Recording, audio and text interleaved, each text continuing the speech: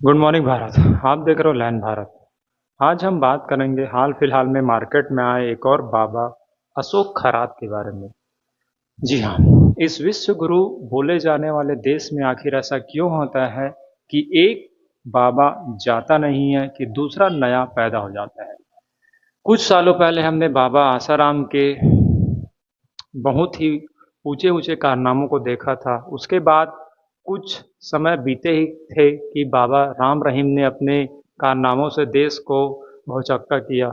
उसके बाद आपने देखा होगा बाबा रामपाल, उनके भी कारनामे देश के सामने आए और इन सब बाबाओं के कारनामे अभी कुछ समय ही हुए थे कि अब एक नया बाबा मार्केट में बहुत अच्छे-अच्छे कारनामे करते हुए पकड़े गए हैं जिनका नाम है अशोक खरात। जी हाँ, आज हम इसके बारे में एनालिसिस करेंगे कि आखिर क्यों इस विश्व गुरु वाले देश में ऐसे बाबा आते हैं और क्यों सरकार से लेकर आम जनता तक जो लोग हैं वो ऐसे बाबाओं के शिकार बन जाते हैं इस बात पर। जी हाँ, तो आज हम देखते हैं कि किस तरह से ये देखिए इस महान जो बाबा हैं उनका चित्र आप देख सकते हैं कितने मस्त सूट वगैरह पहने हुए हैं। अब इन्होंने क्या कारनामा किया है ये भी हम आज देखने की कोशिश करेंगे कि किस तरह से इन्होंने जो है कारनामा किया है।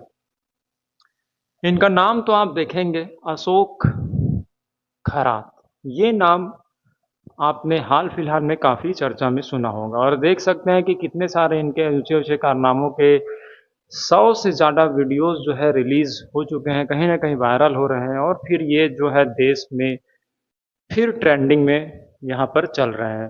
तो ये तो हमने देखा कि किस तरह से जो ये नए बाबा आए हैं, वो काम कर रहे हैं।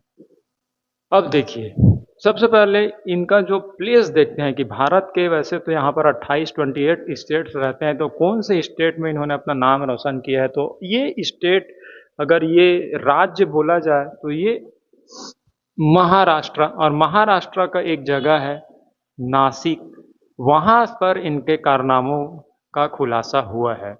हाँ, ये वही स्टेट है आपने देखा होगा महाराष्ट्र जहाँ पर कुछ सालों पहले मराठी को लेकर के छोटे-छोटे मज़दूरों, गरीबों जो कि बाहर दूसरे राज्य से यहाँ पर जाते थे, उनको मार-मार कर के भगाया जा रहा था।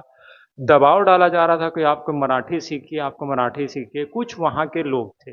लेकिन दुर्भाग्य की बात ये है, आपने हमेशा ये महसूस किया होगा कि कोई अपना जो शासन है, दूसरे पर ज़बरदस्ती थोपने की कोशिश करता है तो कहीं न कहीं अंदर से खोखला होता है। अब उन मराठी जो भाषी है उनके मुँह में अशोक खरात जो बाबा है उन्होंने कालिक पोत दिया है कि भाषाओं से लोगों का व्यक्तित्व नहीं बनाया जा सकता, लोगों का व्यक्तित्व के लिए मन चाहिए। लेकिन फ़िलहाल आप देखेंगे कि वो वही महाराष्ट्र स्टेट है जहाँ पर ये अशोक खरात बाबा उभर कर के आए हैं और यहाँ पर तो इन्होंने काफ़ी ज़्यादा नाम रोशन किया है। आपने बाबा आसाराम, राम रहीम और रामपाल को देखा होगा कि वो आम जनताओं का शोषण करते थे। यहाँ पर जो अशोक खरात है, मराठी भाषा स्टेट में बड़े-बड़े पॉलिटिशियंस और बड़े-बड़े जो उच्च पदों पर आसीन थे, वहाँ उनके जो घर तक, वहाँ तक इन्होंने पहुँच बताया था। तो ये देख सकते हैं कि इस बाबा ने क्या काम किया। तो ये इनका जो खुलासा हुआ, ये नासिक से हुआ है, ऐसे बाबा पकड़े गए हैं।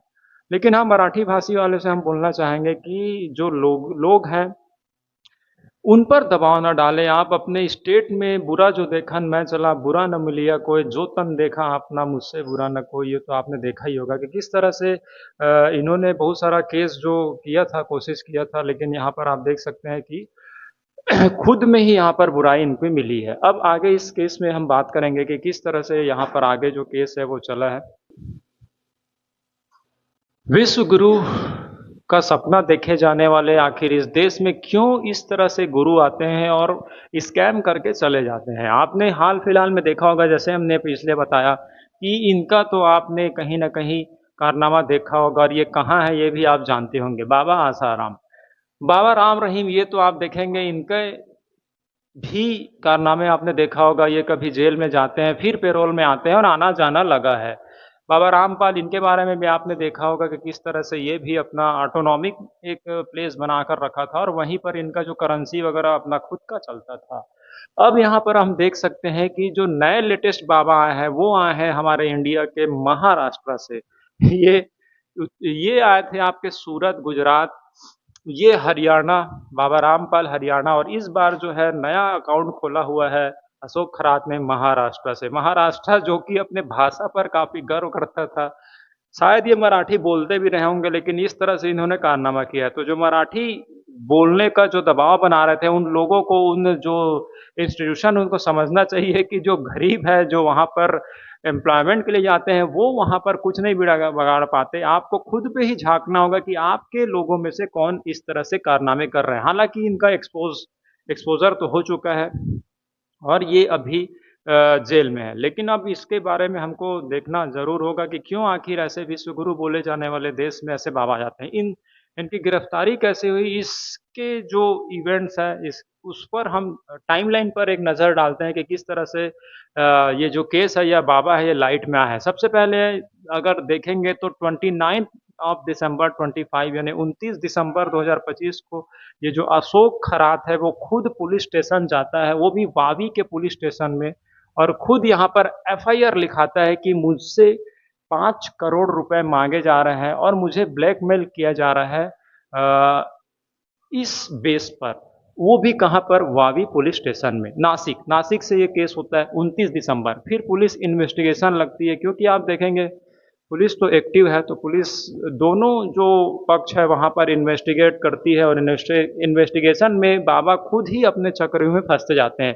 13 मार्च को आईपीएस तेजस्विनी इस केस को हैंडल करते हैं, और यहाँ पर थोड़ा सा ये केस हाईलाइट होता जाता है, क्योंकि ये बाबा के अपोज में भी बहुत सारे केसेस आते हैं, तो फिर ये हाईलाइट होता है और ये केस इन्वेस्टिगेशन में रहता ही है। तो 17 मार्च, 4 दिनों बाद, एक 35 साल की वुमेन जो है एक एफआईआर फाइल करती है अगेंस्ट बाबा इन सरकारवाड़ा जो जेल है, वहाँ सरकारवाड़ा पुलिस स्टेशन है, वहाँ पर बाबा के खिलाफ जो है एफआईआर करती है कि उन्होंने उनका एक्सप्लॉयटेशन किया है 2022 से 2025, 2022 से लेकर 2025 तक उनका शोषण किया है इस तरह से।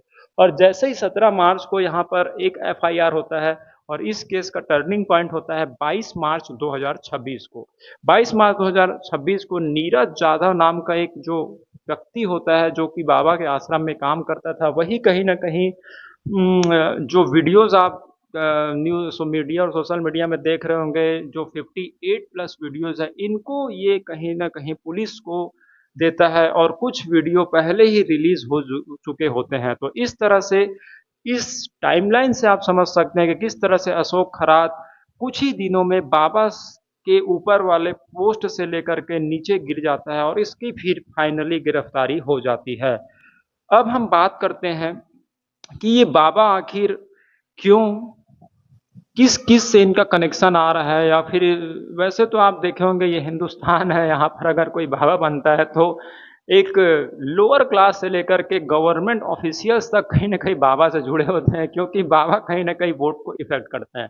सेम वैसे ही होता है जब ये केस आगे बढ़ता है, तो बहुत सारे इमेजेस यहाँ पर आपको देखने मिल रहे होंगे कि इनका जो कनेक्शन है बाबा का, वो किन किन से आप देख सकते हैं यहाँ पर। महाराष्ट्र मराठी तो इनको आता ही रहा होगा, इनका नाम रूपाली है, रूपाली।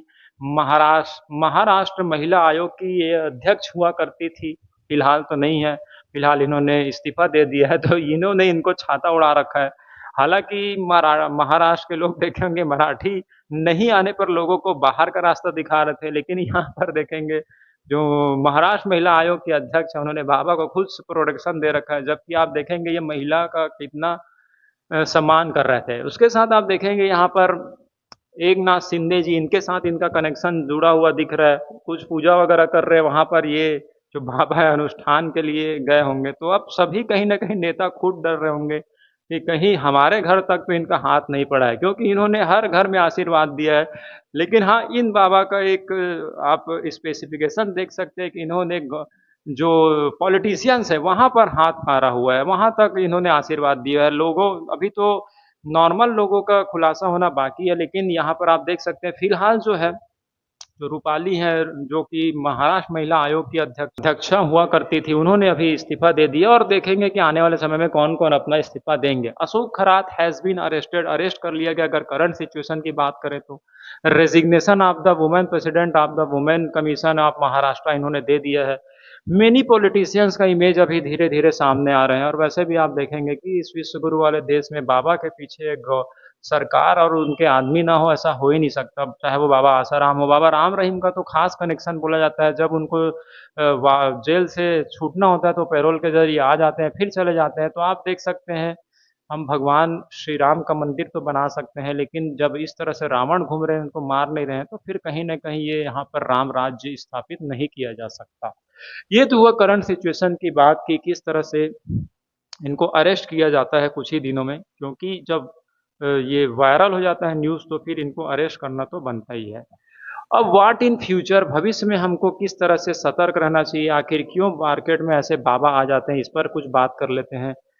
हमको भविष्य में क्या करना चाहिए? सबसे पहले तो ये जो अशोक खरात बाबा जो निकले हैं, ये 1-2 नहीं, कई जो वुमेन हैं उनके साथ गलत काम कर चुके हैं, उनका एक्सप्लॉइटेशन कर चुके हैं, वो भी 1 बार 2 बार नहीं, कई बार, सालों साल तक। तो अब देखिए, हमारा जो कानून है उसको यहाँ पर फांसी दिया जाना चाहिए, लेकिन आप देखेंगे बाबा आसाराम हो गए, बाबा राम रहीम हो गए, बाबा रामपाल हो गए, ये सब अभी भी जेल में है। इनको अभी तक, ये हमारा जो देश का कानून है वो इतना कमज़ोर बोला जा सकता है कि उनको अभी तक डेथ सेंटेंस नहीं दिया है। तो इनका भी कुछ बड़ा कुछ होगा नहीं, अभी लाइट में है तब तक है, उसके बाद इनका भी आना जाना पैरोल लगा रहेगा।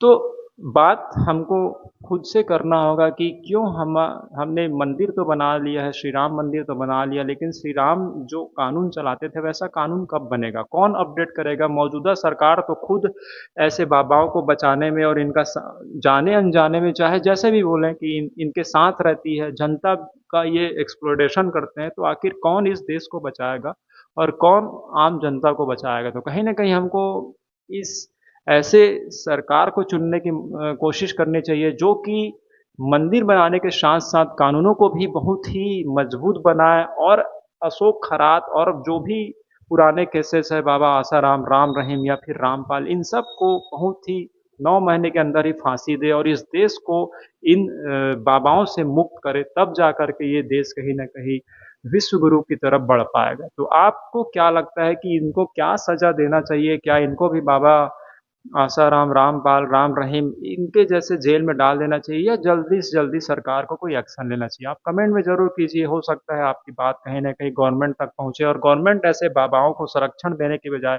इनको सज़ा दे। और भी इसी तरह के न्यूज़ को देखते रहने के लिए देखते रहिए लैंड भारत। Thank you.